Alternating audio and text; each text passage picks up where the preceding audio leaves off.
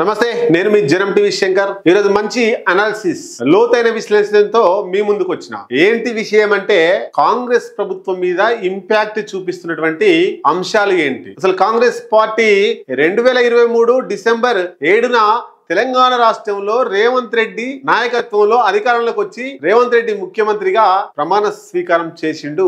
ఇప్పటికి 16 నెలలు గడిచింది. మరి అనేక ఒడిదొడుకులు ఎదుర్కొన్నాయి ఈ కాంగ్రెస్ పార్టీ. కొన్ని నష్టాలు భరిస్తుంది, కొన్ని లాభాలు భరిస్తుంది. ఇచ్చిన హామీలేంటి, అసలు రాబోయే కాలంలో ఎట్లా ఉండబోతుంది, ఈ ఇచ్చిన హామీలు అమలు చేస్తుందా, అమలు చేసిన హామీలు జనాల్లో ఎట్లా ఉన్నాయి, ఎక్కడ ఫెయిల్ అయింది, అసలు కాంగ్రెస్ పార్టీ మీద ప్రజల యొక్క భావం ఏంటి, ఉద్దేశం ఏంటి, పాజిటివ్ గా ఉందా, నెగిటివ్ గా ఉందా అనేటువంటి అంశాలన్నీ కూడా చాలా డెప్త్ గా ప్రజల కోణంలో మీ ముందుకు తీసుకొచ్చే ప్రయత్నం చేస్తా. ముందుగా మీరందరూ కూడా జనం టీవీ తెలుగు సబ్స్క్రైబ్ చేయాలి, లైక్ చేయాలి, షేర్ చేయాలి.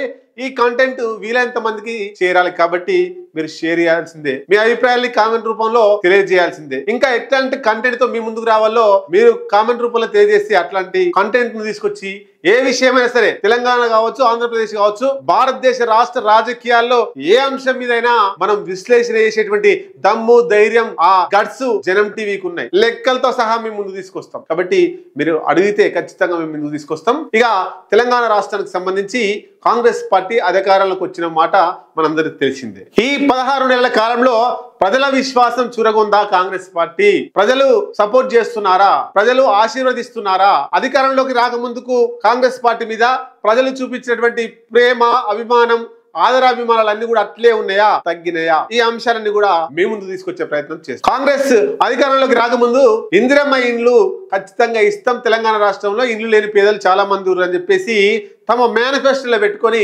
అధికారంలోకి వచ్చింది. నిజంగా 16 నెలలు గడుస్తున్నా కూడా ఒక్కరికి కూడా ఇందిరమ్మ ఇండ్లు ఇవ్వలేదు ఇప్పటి వరకు. ఆ ఇందిరమ్మ లబ్ధిదారుని అకౌంట్ లో ఇప్పటికి ఒక్కరికి కూడా ₹1 పడిన దాఖలాలు లేవు. గత ప్రభుత్వంలో 10 సంవత్సరాలు 2 దఫాలుగా బీఆర్ఎస్ పార్టీ కేసీఆర్ ముఖ్యమంత్రిగా ఉన్నాడు. ఒక్కరికి కూడా ఇల్లు ఇవ్వలేదు. పేదలకు సంబంధించి ఆ ఏదైతే ఉందో దాని మీద పేదలు ఫోకస్ చేసిరు. కేసీఆర్ ఇవ్వలేదు. ఇక మాకు ఇల్లు రావాలంటే కాంగ్రెస్ పార్టీ వస్తేనే బాగుంటుందని కాంగ్రెస్ పార్టీకి ఓట్లేసి గెలిపించారు. కాంగ్రెస్ పార్టీ కూడా కేసీఆర్ బాటలోనే పోతుందా? ఈ 16 నెలల్లో కూడా ఒక్క ఇల్లు ఇవ్వలేకపోయింది. ఇక్కడ ఫెయిల్ అయింది కాంగ్రెస్ పార్టీ. 2004 నుంచి 2009 వరకు వైఎస్ రాజశేఖర రెడ్డి మన ఉమ్మడి ఆంధ్రప్రదేశ్ రాష్ట్రానికి ముఖ్యమంత్రిగా ఉన్నాడు. ఆయన ప్రతి ఒక్కరికి ఇందిరమ్మ ఇల్లు ఇచ్చిండు. కాంగ్రెస్ పార్టీ, ఈ party, communist party, Telugu Desam party అని చూడకుండా రాజకీయాలకు అతీతంగా అడిగిన వారి, అర్హులైన వారికి, అనర్హులకు అందరికి కూడా ఇందిరమ్మ ఇల్లు ఇచ్చారు. ఒక్కొక్కరింటికి 2, 3 ఇచ్చారు. అట్లా కాంగ్రెస్ పార్టీ, వైఎస్ఆర్ ఇదంతా కూడా జనాల్లో ఉండిపోయారు. ఇప్పటికి కూడా ఇందిరమ్మ ఇల్లు అనగానే వైఎస్ రాజశేఖర రెడ్డి గుర్తుకొస్తాడు. అగో అట్లా తీసుకురావడంలో రేవంత్ రెడ్డి సర్కారు ఫెయిల్ అయింది. ఎందుకోసం అంటే అప్పుడున్నటువంటి అమౌంట్ కావచ్చు, ఇప్పుడున్నటువంటి అమౌంట్ కావచ్చు, కొంచెం బేరీజ్ వచ్చింది. కానీ ఇప్పటికి కూడా 16 నెలలు గడుస్తున్నా కూడా ఒక్క ఇల్లు ఇవ్వకపోవడం కాంగ్రెస్ పార్టీ వైఫల్యానికి ప్రధాన కారణము అది. ఈ ఇందిరమ్మ ఇళ్ల విషయంలో కలరింగ్ ఇస్తున్నారు మంత్రులు, ఎమ్మెల్యేలు, ముఖ్యమంత్రి అందరూ కూడా. ఈ కలరింగ్ ఎక్కువగా ఉంది, కానీ ఆడ నిర్మాణం, కన్స్ట్రక్షన్ తక్కువగా ఉంది. కలరింగ్ ఎక్కువగా ఉంది, కన్స్ట్రక్షన్ లేదు అసలే. ఇప్పటికైనా ఇందిరమ్మ ఇండ్ల విషయంలో కాంగ్రెస్ పార్టీ వాళ్లకు కాకుండా లబ్ధిదారులను, నిజమైనటువంటి పేదలకు తక్షణమే ఇండ్లు ఇస్తే కాంగ్రెస్ పార్టీ మీద, రేవంత్ రెడ్డి మీద ప్రజలకు ప్రేమ వచ్చేటువంటి అవకాశం ఉన్నది. ఇక రైతులకు సంబంధించి రైతు రుణమాఫీ అని చెప్పిర్రు. 2 లక్షల రుణమాఫీ చేస్తా అన్నారు. 1 లక్ష రూపాయలు చేసినా బాగుండే అందరు రైతులకు, కానీ 2 లక్షల వరకు రుణమాఫీ అన్నారు. అది ఒక 70-80% మాత్రమే రుణమాఫీ అయింది. ఇంకా 20-30% రుణమాఫీ కాలేదు. ఆ రుణమాఫీ కాలేని రైతులు ఎవరున్నారో వాళ్ళు కాంగ్రెస్ ప్రభుత్వానికి వ్యతిరేకంగా ఉన్నారు. ఇక్కడ రైతుల విశ్వాసాన్ని కోల్పోతుంది కాంగ్రెస్ పార్టీ. ఇక రైతు భరోసా, రైతు బంధు అని కేసీఆర్ అన్నాడు. ఇప్పుడు వీళ్ళు రైతు భరోసా అంటారు. మరి రైతు భరోసా ఇంకా 2 నెలలు అయితే, అంటే బీఆర్ఎస్ పార్టీ 6 నెలలకోసారి పంట కాల పరిమితి సమయంలో రైతు బంధు ఇచ్చేది. నేను కూడా ఇస్తాను రైతు భరోసా తీసుకొచ్చి, కేసీఆర్ కంటే ఎక్కువ ఇస్తాను. ఇంకా 2 నెలలు అయితే 16 నెలలు అవుతుంది. ఆ 16 నెలలు అయింది, ఇంకా 2 నెలలు అయితే 18 నెలలు అవుతుంది. అంటే 3 సార్లు ఇవ్వాల్సినటువంటి రైతు భరోసా ఒక్కసారి మాత్రమే ఇచ్చారు. అది కూడా అందరికి ఇవ్వలేదు. 4 ఎకరాల లోపు ఉన్న వాళ్ళకి మాత్రమే ఈ రైతు భరోసా పడింది. ఇట్లా ఈ రైతు భరోసా లబ్ధిదారులందరికీ రేవంత్ రెడ్డి వ్యతిరేకమైండు, కాంగ్రెస్ పార్టీ వ్యతిరేకమైంది. అట్లాగే ఆత్మీయ భరోసా, ఎవరికి భూమి జాగా లేని వారందరికి కూడా ఈ వ్యవసాయ కూలీలు ఎవరైతే ఉన్నారో వాళ్ళందరికీ ఈ ఆత్మీయ భరోసా ఇస్తున్నాడు. లెక్కలు తీసిర్రు. అక్కడ జరిగినటువంటి గ్రామ సభలలో కూడా ఈ ఆత్మీయ భరోసా లబ్ధిదారులను గుర్తించే ప్రయత్నం చేసిర్రు. కానీ ఇప్పటికీ ఒక్కరికి ఒక అకౌంట్ లో ₹1 ఆత్మీయ భరోసా కూడా పడలేదు. ఈ అన్ని అంశాల ఆధారంగా రైతులకు కాంగ్రెస్ పార్టీ వ్యతిరేకంగా మారింది, మారబోతుంది. ఇప్పటికైనా రైతు భరోసా అందరికి వేయాలి, రైతు ఆత్మీయ భరోసా కూడా గుర్తించిన వాళ్లకు ఇవ్వాలి. రైతులకు ఇచ్చినటువంటి హామీలు నెరవేరిస్తే రైతులకు అనుకూలంగా కాంగ్రెస్ పార్టీ పోతుంది, లేకపోతే రైతు వ్యతిరేక పార్టీగా కాంగ్రెస్ పార్టీ మారే అవకాశం ఉంది. ఇక గ్యాస్ ధరలు, గ్యాస్ అక్కడ అధికారంలోకి రాక ముందుకు తెలంగాణలో రేవంత్ రెడ్డి ఏం చెప్పిండు, ₹500 లబ్ధిదారులు చెల్లిస్తే మిగతా పైసలు గవర్నమెంట్ భరించి లబ్ధిదారులకు గ్యాస్ ఇస్తా అని చెప్పేసి చెప్పిండు. మరి అమలైందా అంటే ఎక్కడ కూడా కాలేదు. ₹900 వసూలు చేస్తున్నారు. కొంతమందికి 2-3 సార్లు ₹380 అట్లా అకౌంట్ లో పడినాయి. కానీ ఎక్కడ కూడా ₹500 గ్యాస్ ఇచ్చినటువంటి పాపాన పోలేదు.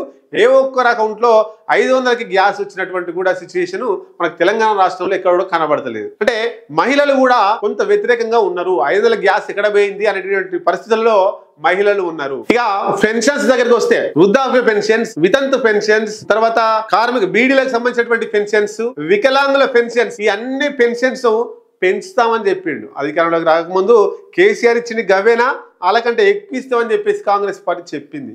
కానీ ఏ ₹1 కూడా పెంచలేదు ఇప్పటి వరకు. పెంచకపోగా కొత్త పెన్షన్లు కూడా ఇస్తామన్నారు. కొత్త పెన్షన్లు కూడా ఒక్కడు కూడా ఇప్పటికి కొత్త పెన్షన్ ఇచ్చినటువంటి పాపన పోలేదు. ఈ పెన్షన్ల విషయంలో కూడా 100కు 100% కాంగ్రెస్ పార్టీ ఫెయిల్యూర్ లో పోతుంది. అట్లాగే మహాలక్ష్మి పథకంలోనే ఈ బస్సుకు సంబంధించి ఫ్రీ బస్ అని చెప్పేసి మహిళలకు తీసుకొచ్చారు. మంచి, ఇది హర్షించదగ్గ పరిణామమే, అప్రిషియేట్ చేయొచ్చు గవర్నమెంట్. కానీ ఈ మహిళలకు ఫ్రీ బస్ అని ఎప్పుడైతే అనౌన్స్ చేసిర్రో మహిళలు ఎక్కువ బస్సులో ప్రయాణించడం ప్రారంభించారు. మరి ఆ బస్సుల ప్రయాణికులకు మహిళలకు అనుగుణంగా బస్సుల సంఖ్యను పెంచలేదు. కాబట్టి ఎక్కిన వాళ్ళంతా రేవంత్ రెడ్డి ఫ్రీగా మమ్మల్ని తీసుకుపోతున్నాడు అనడానికి బదులుగా తిడుతున్నారు. బస్సుల సంఖ్య పెరిగితే ఈ ఫ్రీ బస్సుకు న్యాయం జరుగుతుంది. బస్సుల సంఖ్య పెంచకుండా మహిళలను ఇబ్బందులకు గురి చేస్తూ, వాళ్ళని తిడుతూ, వాళ్ళని ఇబ్బందులకు గురి చేస్తూ బస్సులకు తీసుకపోతే, ఫ్రీగా తీసుకుపోయినా కూడా మిమ్మల్ని, మీ పట్ల మహిళలు మంచి అభిప్రాయంతో లేరు. కాబట్టి ఈ ఫ్రీ బస్సు పూర్తి స్థాయిలో మహిళలు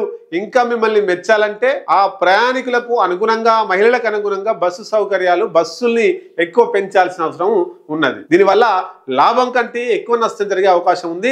రేవంత్ రెడ్డిని పొగడాల్సిన వారు ఫ్రీగా వెళ్తున్న వారే తిడుతున్నటువంటి పరిస్థితి మనం మీడియాలో చూసినాం. ఇక సన్నబియ్యం ఇది దేశంలోనే మంచి హర్షించదగ్గటువంటి పథకం. కానీ ఫెయిల్యూర్ బాటలో ఎందుకు? సన్నబియ్యం ఇచ్చే ముందు రేషన్ కార్డులు ఇచ్చి సన్నబియ్యం ప్రారంభిస్తే చాలా మెరుగైనటువంటి ఫలితాలు వచ్చేది. రైట్, ఇవ్వలేదు. రేషన్ కార్డులు ఇప్పుడన్నా ఇవ్వచ్చు, రేషన్ కార్డులు ఇవ్వాలి, సన్న బియ్యం ఇచ్చారు కాబట్టి. ఇక ఈ సన్న బియ్యానికి సంబంధించినటువంటిది మంత్రులు, ఎమ్మెల్యేలు కావాల్సినటువంటి ప్రచారం తీసుకుపోయారు. వాళ్ళ లబ్ధిదారుల ఇంట్లో తినడం ఇదంతా కూడా. కానీ మండల స్థాయిలో, గ్రామ స్థాయిలో ఈ గ్రామ కాంగ్రెస్ నాయకులు, మండల కాంగ్రెస్ నాయకులు, జిల్లా కాంగ్రెస్ నాయకులు ఆ సన్న బియ్యం పథకాన్ని ఆ గ్రామ స్థాయిలో తీసుకుపోయే దాంట్లో ఫెయిల్ అయినరు. ఎమ్మెల్యే వస్తే ఎమ్మెల్యే వెంబడే 10-20 మంది, 50 మంది వెళ్తున్నారు తప్ప ఎమ్మెల్యే లేకుండా ఒక నాయకుడిగా, కార్యకర్తలుగా సన్న బియ్యం మీద, కాంగ్రెస్ పార్టీ ఇస్తున్నటువంటి సన్న బియ్యం మీద ప్రచారం చేయడంలో కాంగ్రెస్ గ్రామ స్థాయి లీడర్లు, మండల స్థాయి లీడర్లు 100కు 100% ఫెయిల్యూర్ అయ్యారు. సన్న బియ్యం కావచ్చు. అట్లాగే ఉద్యోగాల కల్పన,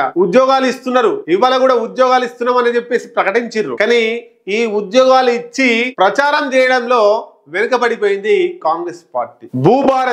భూభారతి అసలు ఉద్దేశం ఏంటంటే, ఇది పేరు వేరైనా కాంగ్రెస్ పార్టీ కర్ణాటకలో అమలు చేసింది. ఆ కర్ణాటకలో అమలు చేసినటువంటి భూభారతి అక్కడ వేరే పేరుంది, ఇక్కడ భూభారతి. ఈ ఉద్దేశం ఇక్కడ తీసుకొచ్చింది. దీని ఉద్దేశం ఏంటంటే, పోయి రిజిస్ట్రేషన్ కాగానే మన మీద ఉన్నటువంటి భూమి ఏంటి అనేటువంటిది భౌగోళికంగా మనకు మ్యాప్ రూపంలో మనకు వచ్చేస్తుంది. బౌండరీస్ వస్తాయి. ఆ మ్యాప్ కు సంబంధించి ఫలానా శంకర్ భూమి ఇంత ఉంది, ఆయన దాంట్లోకి వెళ్ళి ఇంత భూమి కొనుక్కున్నాడు, ఇక ఈ భూమి ఇదని చెప్పేసి బౌండరీస్ వస్తాయి. ఇట్లా ఎవరిది ఎవరు ఆక్రమించుకోకుండా, ఎవరి భూమి ఎంత ఉందని చెప్పేసి ఒక్క క్లిక్ తో తెలిసేటువంటి అవకాశం ఉంది. ఇప్పుడేముంది, మరి ఎవరి భూమి ఎవరు ఆక్రమించుకుంటారో తెలియదు, ఎవరిని ఎవరు కొల్లగొడుతున్నారు ఎవరు, ఎవరు కబ్జాలు ఉన్నారో తెలియదు, ఎవరు అసలు పట్టదారో తెలియనటువంటి పరిస్థితి ఉంది. కానీ భూభారతి వల్ల మంచి ఫలితాలు వచ్చే అవకాశం ఉంది. 70-80% మంచి ఫలితాలు వచ్చే అవకాశం ఉంది. కానీ ఆ భూభారతిని కావచ్చు, సన్న బియ్యాన్ని కావచ్చు, ఈ ఉద్యోగాలు కావచ్చు, ఈ గ్రామ స్థాయిలోకి తీసుకుపోయేటువంటి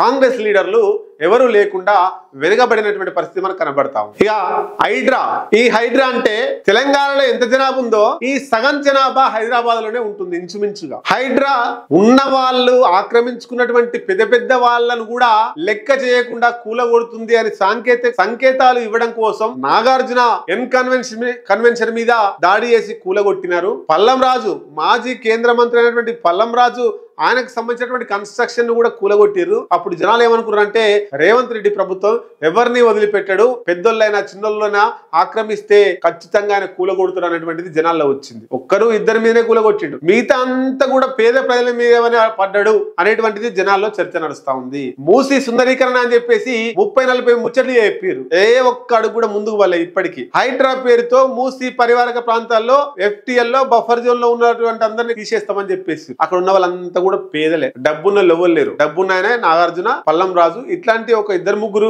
కన్స్ట్రక్షన్ లేకపోయినాయి తప్ప మిగతా వాళ్ళందరూ పేదలేవే అయినాయి. వాళ్ళకు మరి ఆల్టర్నేట్ ఏం చూపించలేదు ఇప్పటి వరకు. కొంతమంది చూపించండి కానీ ఎక్కువ మంది చూపించలేదు. ఆ ఇంపాక్ట్ కూడా తెలంగాణలో, హైదరాబాద్ లో రేవంత్ రెడ్డి మీద ఇంపాక్ట్ పడేటువంటి అవకాశం కనబడతా ఉంది. ఇక ఈ హైడ్రా పేరుతో సీఎం మనుషులమని డబ్బులు దోసుకునే ప్రయత్నం కూడా చూస్తున్నారు. నిన్న మన వార్తలలో వచ్చినాయి. మన హైడ్రా ఇది బఫర్ జోన్ లో ఉంది, FTL లో ఉంది, మాకు డబ్బులు చెల్లిస్తే ఓకే, లేకపోతే మేము ఇంటి మీదకి బుల్డోజర్లు పంపిస్తాం, మేము సీఎం రేవంత్ రెడ్డి మనుషులం, మంత్రుల మనుషులం, మేము చెప్పింది వేదం, మాదే కాంగ్రెస్ పార్టీ అనేటువంటి విషయాన్ని కొందరు ఆసరగా వేసుకొని డబ్బులు కూడా దండుకున్నట్టు కనబడతా ఉంది. దీనివల్ల ఏమవుతుంది, పాపం రేవంత్ రెడ్డికి తెలియదు ఈయన డబ్బులు వసూలు చేస్తున్నటువంటి విషయం. రేవంత్ రెడ్డి తెలియదు, ఈయన చెప్పే ముచ్చటేంది రేవంత్ రెడ్డి చేయమన్నాడు అనేటువంటిది. రేవంత్ రెడ్డిని బదనాం చేస్తున్నారు. అంటే ఇటు కాంగ్రెస్ పార్టీ బదనాం అవుతుంది, రేవంత్ రెడ్డి బదనాం అవుతున్నాడు. ఈ మూసీకి ప్రచారం తప్ప బడ్జెట్ కేటాయించలేదు, ఒక్క అడుగు కూడా ముందరికి వెళ్ళలేదు, సుందరీకరణ స్టార్టే కాలేదు. ఇక గ్రామ స్థాయిలో రెవెన్యూ GPO గ్రామ పంచాయతీ ఆఫీసర్స్ అనేటువంటి ఉద్యోగాలు సుమారుగా 10,956 గ్రామ పంచాయతీలు, రెవెన్యూ గ్రామాలు ఉన్నాయి మన తెలంగాణలో. అన్ని ఉద్యోగాలు రేవంత్ రెడ్డి 10,956 గ్రామ రెవెన్యూలు ఉంటే అంతమంది అధికారులను, GPOలను కేటాయిస్తున్నాడు. వాళ్ళకి తోడుగా 6,000 మందిని సర్వేయర్లను, మండల స్థాయి సర్వేయర్లు కాకుండా ఈ ప్రాంతాల వారిగా సర్వేయర్లను నియమిస్తున్నాడు. ఎందుకోసం, ఈ భూభారతిని పకడ్బందీగా అమలు చేయడం కోసం. ఆక్రమణలు ఉన్నాయి, ఒకరిదొకరు ఆక్రమించుకోవడానికి అవకాశం ఉండదు. తక్కువ పేరు కొట్టగానే బౌండరీస్తో సహా ఎంత భూమి ఉంది, ఎన్ని సెంట్లు ఉంది, ఎన్ని గజాలు ఉంది, ఎన్ని ఎకరాల భూమి ఉంది అనేటువంటిది తెలిసిపోతుంది భూభారతి సైట్ వస్తే.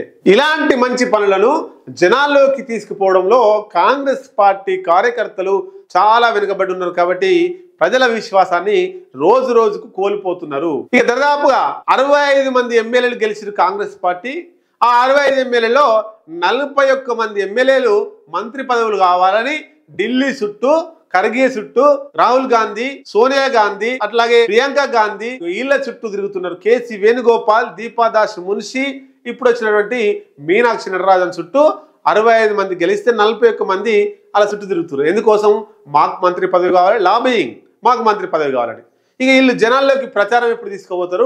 కాంగ్రెస్ పార్టీ చేసేటువంటి మంచి పనులను గ్రామ స్థాయిలో, గ్రామంలో అక్షరాస్యత లేనటువంటి సామాన్య జనాలకు ఎప్పుడు చేరవేస్తారు? ఈ పథకాల యొక్క ఉద్దేశాన్ని వీళ్ళు ఢిల్లీకి తిరగడం చుట్టూ మంత్రి పదవులు కొట్టుకోవడం కోసమే, మంత్రి పదవులు పొందడం కోసమే చూస్తున్నటువంటి ప్రేమ కాంగ్రెస్ పార్టీ పథకాలను జనంలోకి తీసుకుపోవడంలో పూర్తిగా వైఫల్యం చెందిర్రు. అట్లాగే రేవంత్ రెడ్డికి సీనియర్ల సహకారం కూడా కొంత దూరమైందని చెప్పుకోవచ్చు. ఎందుకోసం, ఏఐసిసితో సంపత్ కుమార్ టచ్ లో ఉంటాడు, అట్లాగే ఉత్తమ్ కుమార్ రెడ్డి టచ్ లో ఉంటాడు, బట్టి విక్రమార్క టచ్ లో ఉంటాడు. వీళ్ళందరూ కూడా టచ్ లో ఉంటారు. కాబట్టి మేము సీనియర్లం, గీన జూనియర్ ఎందుకు దేకాలనే ఉద్దేశంతో కొంత వెనుకబడుతున్నారు, రేవంత్ రెడ్డికి సహకరించలేకపోతున్నారు. ఇదంతా కూడా కాంగ్రెస్ ఏదైతే 16 నెలల కాలంలో కాంగ్రెస్ చేసుకున్నటువంటి మంచి చెడులు ఇవి.